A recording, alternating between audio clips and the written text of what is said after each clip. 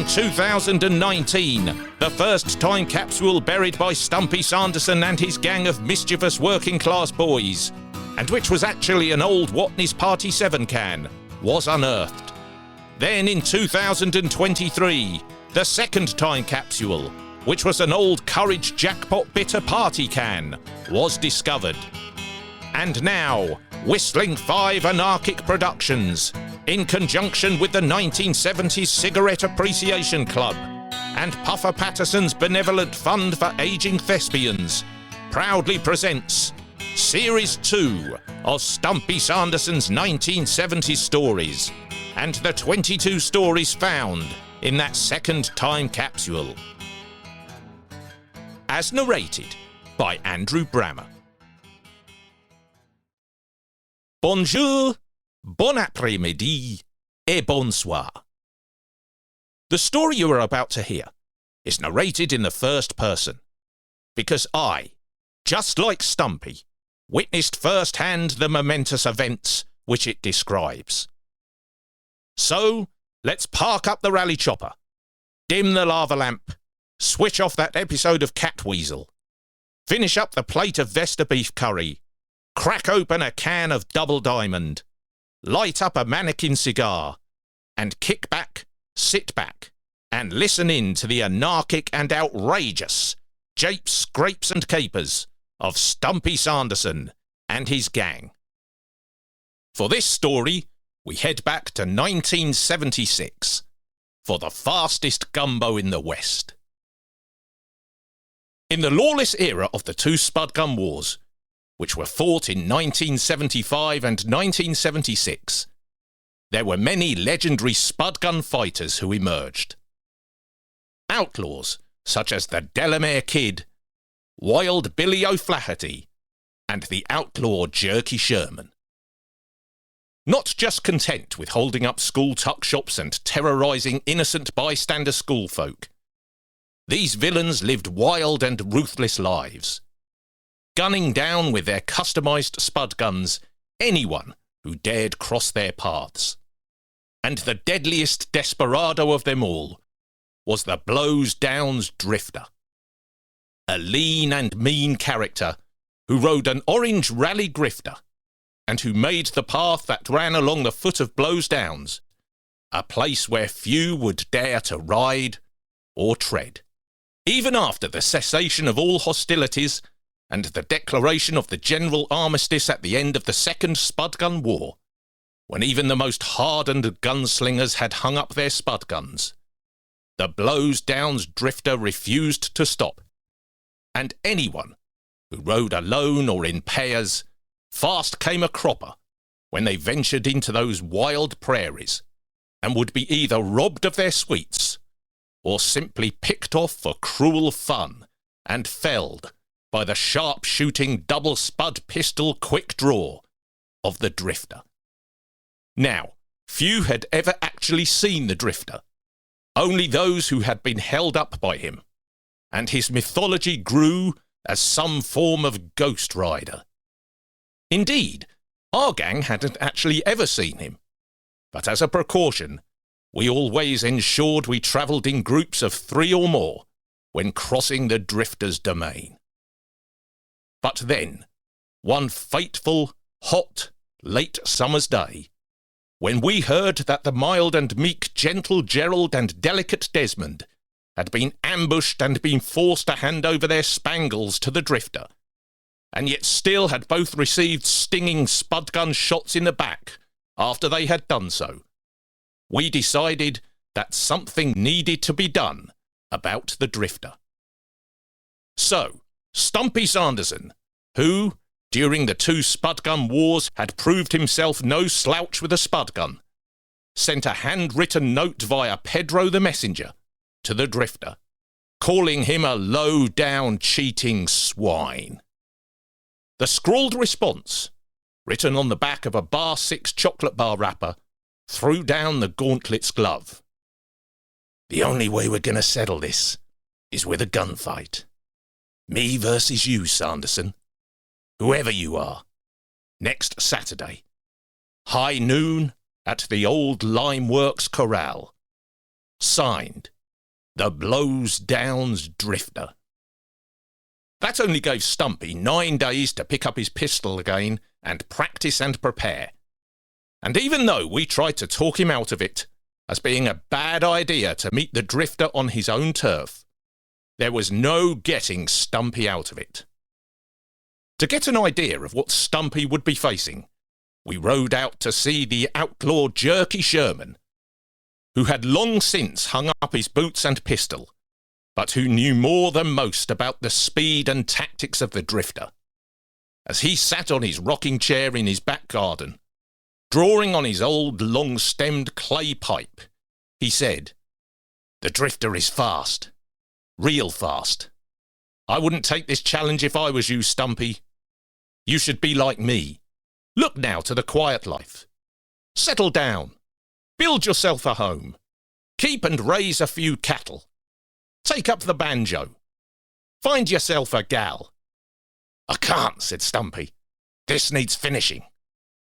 And filled with apprehension, Stumpy and I knew that the high noon clock was ticking for that duel in the sun. Then early the next week, a pale rider appeared.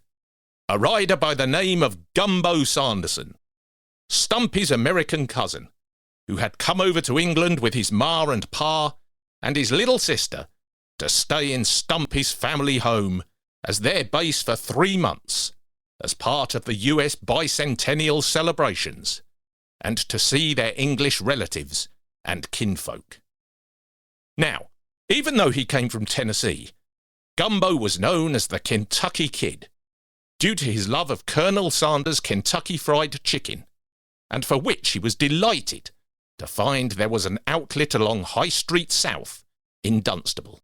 And one evening that week, as we sat round Stumpy's, chewing corn on the cob and tucking into a plate of beans, Gumbo, who doggone it was the exact spitting image of Stumpy, could detect something was up. "What long faces, boys!" In fact, his voice was the only discernible difference between him and Stumpy, as he spoke a lot like the Walter Brennan character from the film Rio Bravo, starring John Wayne, Dean Martin, Angie Dickinson, and Ricky Nelson. And we proceeded to tell him all about the upcoming duel. As he rolled himself some tobacco, Gumbo listened to what we had to say, and then simply said, "How fast is this Drifter?" "Like lightning," Stumpy said. "That right?" replied Gumbo. "Now don't you all go a-worrying. Something'll turn up. Always does. Just you wait and see." So it was now the Saturday morning, 11 o'clock, and Stumpy and I were saddled up on our Raleigh Tomahawks, ready to go, when suddenly, out of the front door appeared Gumbo, wearing a pair of black Wrangler jeans, a black shirt, black felt cowboy hat, sporting a marshal's badge, and wearing a holstered and exceedingly large spud gun. "Gumbo, what are you doing?" asked Stumpy. "Stumpy, this is my sort of business. I'll deal with the Drifter." "No way, Gumbo. This is my fight." "Listen, Stumpy, what you don't know is that we had villains and spud gun wars for almost 3 years in our town of Brownsville, Haywood County, Tennessee. And then I became marshal and cleaned the whole town up.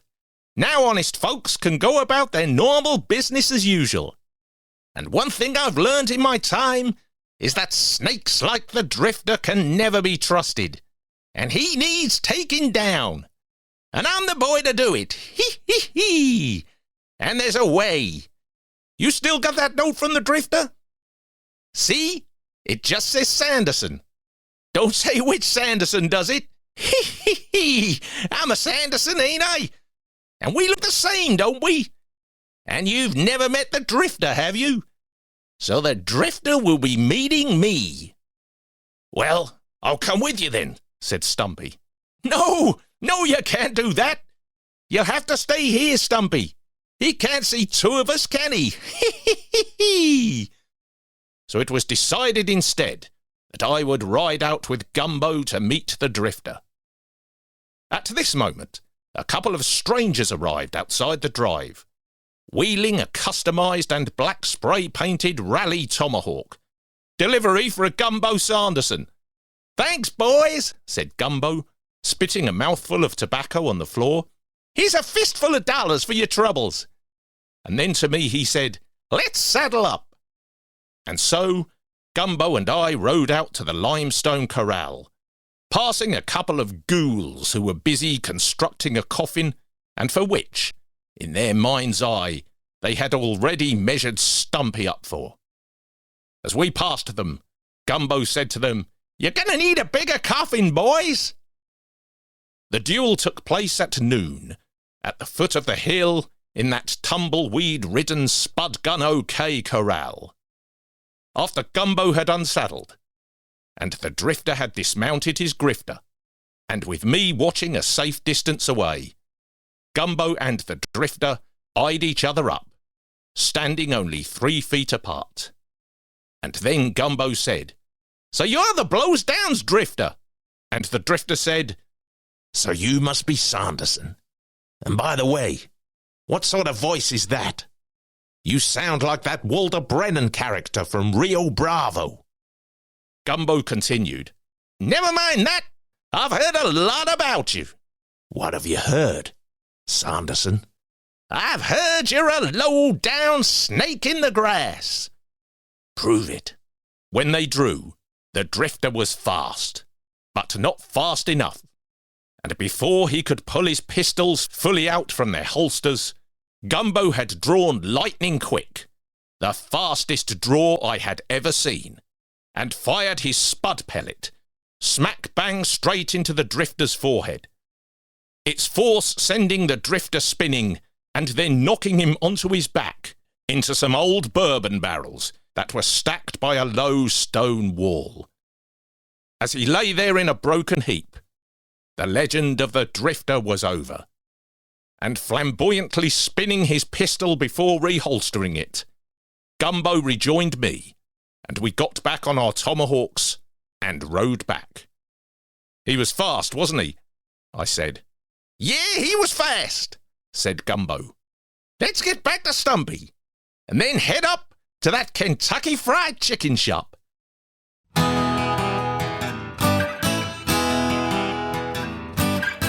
Thank you for listening to this episode of Stumpy Sanderson's 1970s Stories. And please don't forget to check out the other stories from Series 2 and Series 1. You can also follow Stumpy Sanderson's 1970s Stories on Facebook, where you can keep up to date with all the news about live shows and other Stumpy events. There's also the website, www.stumpysanderson.co.uk, and the Stumpy Sanderson's 1970s Stories YouTube channel. And you can get in touch with me at andrew@stumpysanderson.co.uk. Until the next story, au revoir et bon nuit, and keep grooving. Yeah. This podcast has been recorded using a DIY punk rock philosophy. Yeah.